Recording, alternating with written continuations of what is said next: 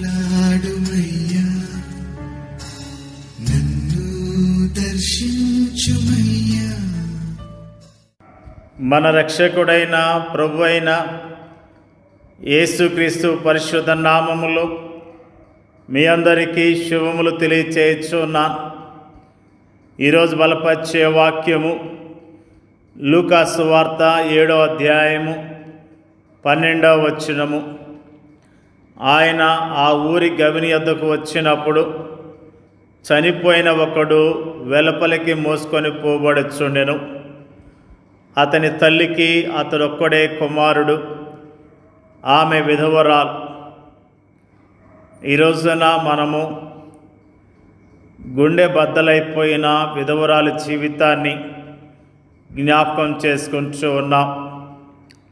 తన ఏకైక కుమారుని మరణమును బట్టి తన గుండె బద్దలు కాగా తీవ్రమైన ఆవేదనతో రోధిస్తున్న ఈ విధవరాలి జీవితము మనకేం జ్ఞాపకం చేస్తుంది? ఈ లోకములో కనిపించే ఆకర్షణీయమైన సుందర దృశ్యాల్లో మరణఛాయ లోయలు కూడా ఉంటాయని ఆమె జీవితం మనకు తెలియజేస్తుంది.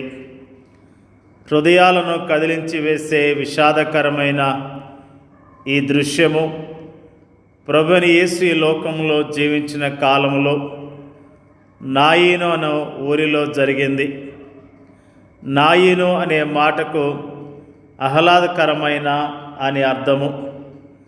అది ఆహ్లాదకరమైన స్థలమే, కానీ అందులో మరణం ఉంది. అయితే ఇక్కడ మనకు ఆదరణకరమైన మాట, మరణించిన వారిని తిరిగి బ్రతికించేందుకు మాత్రమే కాక మనతో పాటు మన కష్టాలను పంచుకునేందుకును, మన దుఃఖ సమయాల్లో మనతో కలిసి ఏడ్చేందుకును, కృంగిన సమయాల్లో మన కన్నీళ్లను తుడిచి మనల్ని లేవనెత్తేందుకును, గుండె పగిలిన వేళల్లో మనల్ని ఆదరించి ఓదార్చి మన గాయాలను కట్టేందుకును మరణముతో నిండిన ఈ లోకములోనికి జీవాధిపతి అయిన ప్రభువు అరుదించాడు. తన శిష్యులతోనూ తనను అనుసరించిన విస్తారమైన జనసమూహముతోనూ ప్రభువైన యేసు నాయీనను ఊరి పొలిమేరలకు చేరుకున్నాడు. ఇంతలో జీవాధిపతి అయిన ప్రభువు కేంద్ర బిందువుగా ఉన్న ఆ గుంపుకు మరణించిన శరీరాన్ని మోసుకొని వస్తున్న మరో గుంపు ఎదురైంది. మరణించిన ఆ వ్యక్తి విధవరాలైన తన తల్లికి ఏకైక కుమారుడు. అయ్యో, అదెంత విచారకరమైన దృశ్యము!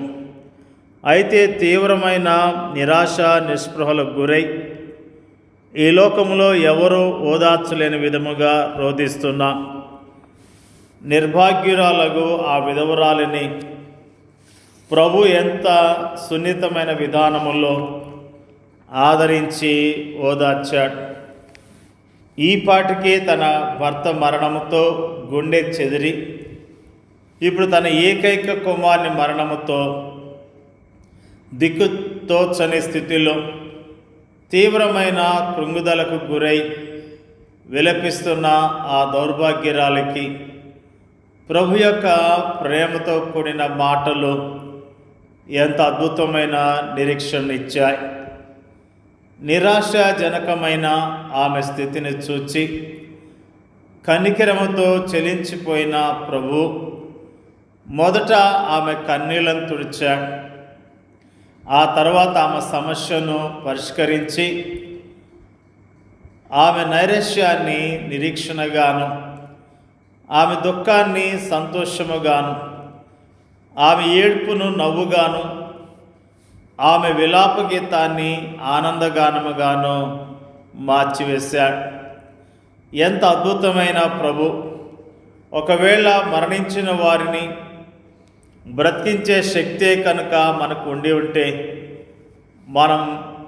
మనం ఏం చేసేవాళ్ళం?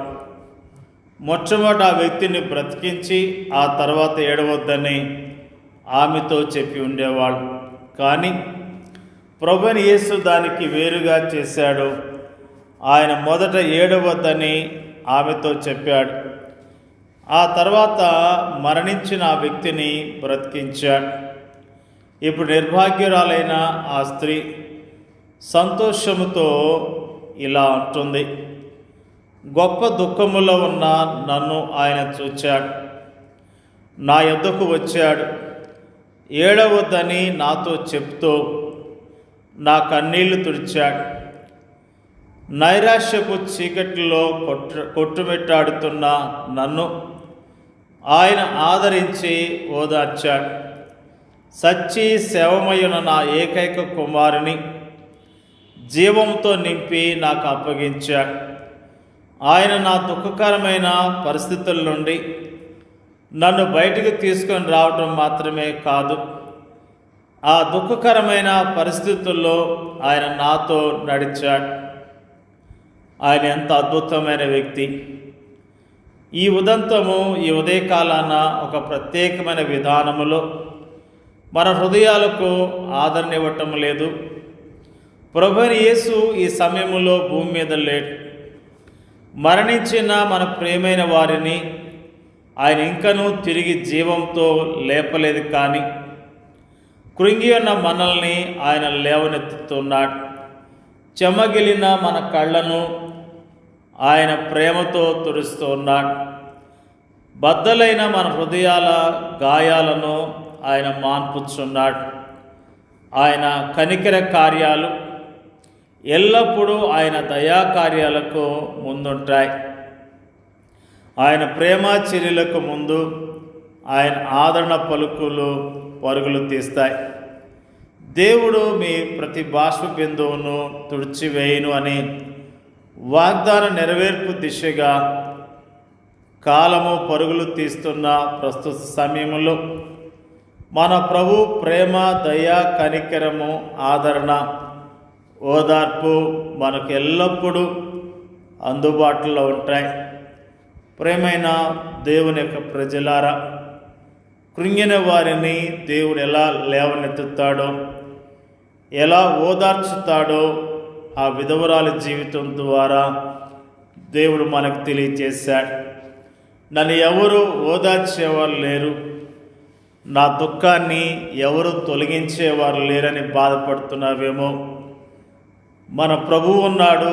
ఆయన ఎప్పుడూ మన సహాయం చేయటానికి, మన ఓదార్చడానికి, ధైర్యపరచడానికి సిద్ధముగా ఉన్నాడు.